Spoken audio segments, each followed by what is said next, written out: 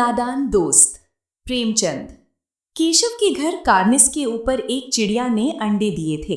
केशव और उसकी बहन श्यामा दोनों बड़े ध्यान से चिड़िया को वहां आते जाते देखा करते। सवेरे दोनों आंखें मलते कार्निस के सामने पहुंच जाते और चिड़िया दोनों को वहां बैठा पाते। उनको देखने में दोनों बच्चों को न मालूम क्या मजा मिलता। दूध और जलेबी की सुध भी न रहती थी। दोनों के दिल में तरह तरह के सवाल उठते। अंडे कितने बड़े होंगे, किस रंग के होंगे, कितने होंगे, क्या खाते होंगे, उनमें से बच्चे किस तरह निकल आएंगे, बच्चों के पर कैसे निकलेंगे, घोंसला कैसा है। लेकिन इन बातों का जवाब देने वाला कोई नहीं। न अम्मा को घर के काम धंधों से फुर्सत थी, न बाबूजी को पढ़ने लिखने से। दोनों बच्चे आपस ही में सवाल जवाब करके अपने दिल को तसल्ली दे लिया करते थे। श्यामा कहती, क्यों भैया, बच्चे निकलकर फुर्र से उड़ जाएंगे।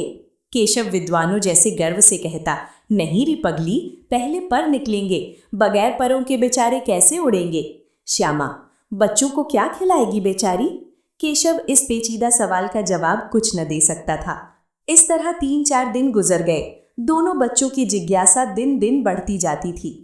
अंडों को देखने के लिए वे अधीर हो उठते थे। उन्होंने अनुमान लगाया कि अब जरूर बच्चे निकल आए होंगे। बच्चों के चारे का सवाल अब उनके सामने आ खड़ा हुआ। चिड़िया बेचारी इतना दाना कहाँ पाएगी कि सारे बच्चों का पेट भरे। गरीब बच्चे भूख के मारे चूं चूं करके मर जाएंगे। इस मुसीबत का अंदाजा करके दोनों घबरा उठे। दोनों ने फैसला किया कि कार्निस पर थोड़ा सा दाना रख दिया जाए। श्यामा खुश होकर बोली, तब तो चिड़ियों को चारे के लिए कहीं उड़कर न जाना पड़ेगा ना। केशव, नहीं, तब क्यों जाएंगी। श्यामा, क्यों भैया, बच्चों को धूप न लगती होगी। केशव का ध्यान इस तकलीफ की तरफ न गया था। बोला, जरूर तकलीफ हो रही होगी, बेचारे प्यास के मारे तड़पते होंगे, ऊपर छाया भी तो कोई नहीं। आखिर यही फैसला हुआ कि घोंसले के ऊपर कपड़े की छत बना देनी चाहिए। पानी की प्याली और थोड़े से चावल रख देने का प्रस्ताव भी स्वीकृत हो गया। दोनों बच्चे बड़े चाव से काम करने लगे। श्यामा माँ की आंख बचाकर मटके से चावल निकाल लाई। केशव ने पत्थर की प्याली का तेल चुपके से जमीन पर गिरा दिया और उसे खूब साफ करके उसमें पानी भरा। अब चांदनी के लिए कपड़ा कहाँ से आए, फिर ऊपर बगैर छड़ियों के कपड़ा ठहरेगा कैसे और छड़ियाँ खड़ी होगी कैसे। केशव बड़ी देर तक इसी उधेड़बुन में रहा। आखिरकार उसने ये मुश्किल भी हल कर दी। श्यामा से बोला, जाकर कूड़ा फेंकने वाली टोकरी उठा लाओ, अम्मा जी को मत दिखाना। श्यामा, वो तो बीच से फटी हुई है, उसमें से धूप न जाएगी। केशव ने झुंझलाकर कहा, तू टोकरी तो ला, मैं उसका सुराख बंद करने की कोई हिकमत निकालूंगा।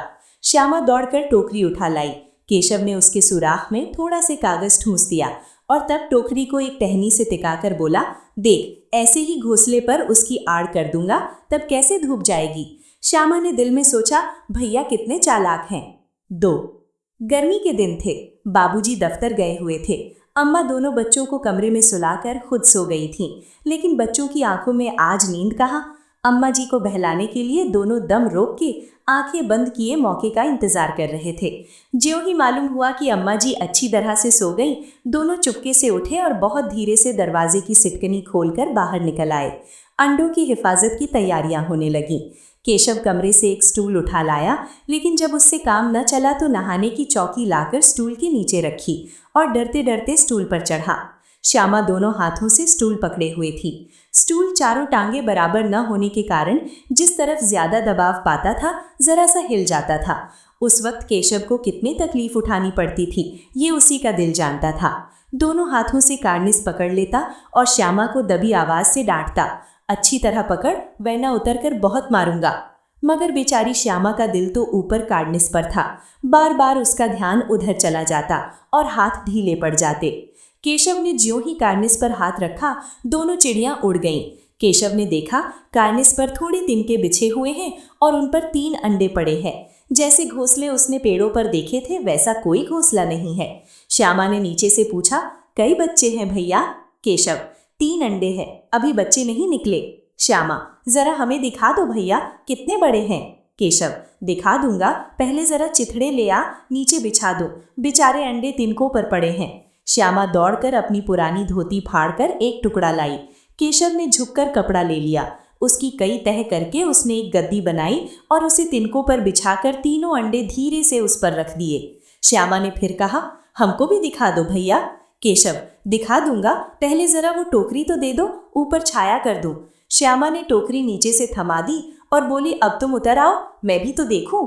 केशव ने टोकरी को एक टहनी से टिकाकर कहा, जा दाना और पानी की प्याली ले आ, मैं उतर आऊं तो तुझे दिखा दूंगा। श्यामा प्याली और चावल भी लाई। केशव ने टोकरी के नीचे दोनों चीजें रख दी और आहिस्ता से उतर आया। श्यामा ने गिड़गिड़ा कर कहा, अब हमको भी चढ़ा दो भैया। केशव, तू गिर पड़ेगी। श्यामा, न गिरूंगी भैया, तुम नीचे से पकड़े रहना। केशव, न भैया, कहीं तू गिरा पड़ी तो अम्मा जी मेरी चटनी ही कर डालेंगी, तू कहेगी कि तूने ही चढ़ाया था। क्या करेगी देखकर, अब अंडे बड़े आराम से हैं, जब बच्चे निकलेंगे तो उनको पालेंगे। दोनों चिड़िया बार बार कार्निस पर आती थीं और बगैर बैठे ही उड़ जाती थीं। केशव ने सोचा, हम लोगों के डर से नहीं बैठती। स्टूल उठाकर कमरे में रखाया, चौकी जहां की थी वहां रख दी। श्यामा ने आंखों में आंसू भरकर कहा, तुमने मुझे नहीं दिखाया, मैं अम्मा जी से कह दूंगी। केशव, अम्मा जी से कहेगी तो बहुत मारूंगा, कह देता हूँ। श्यामा, तो तुमने मुझे दिखाया क्यों नहीं? केशव, और गिर पड़ती तो 4 सर न हो जाते? श्यामा, हो जाते, देख लेना, मैं कह दूंगी।